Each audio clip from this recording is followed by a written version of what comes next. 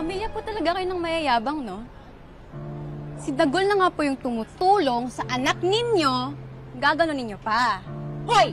Ikaw ha? Ikaw ha? Huwag kang makikialam dito, kutong lupa ka ha? Ha?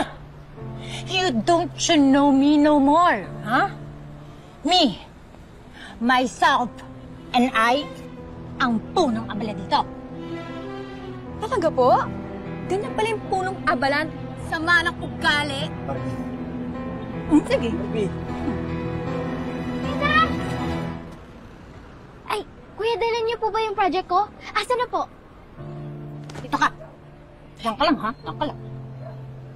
Kuya Dags, dalan niyo po ba yung project ko? Asa na po?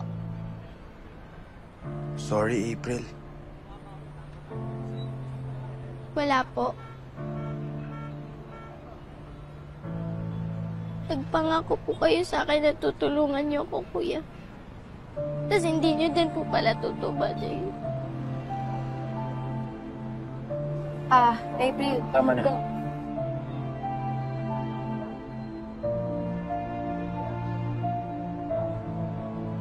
April! April! You see?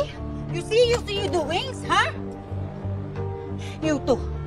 The both of you. You go away. I don't want to see your face. Dagol, tara na nga. You don't understand? You go away. Oo na. You run. Oh my gosh.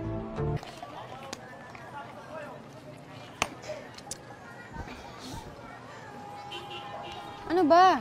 Ba't kasi hindi mo sinabi kay April yung totoo? Eh, totoo naman nanay niya sumira niyan eh. Sasabihin ko na nga sana, kaso pinigilan mo pa ako. Ngayon, dadrama-drama ka dyan. Kasi alam eh, pag nalaman ni April, madadagdagan lang sama ng loob niya. Pati kay nanay, magagalit siya. Mas mabuti ako na lang. Ako na lang, parang wala lang silang tampungan dun sa bahay. Total, hindi naman ako parting ng pamilyang yun eh!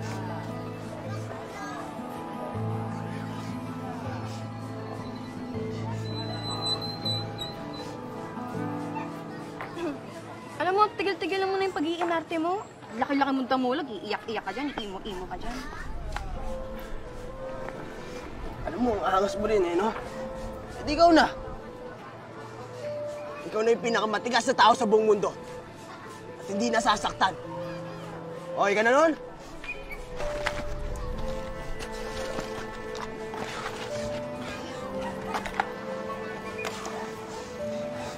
Congrats!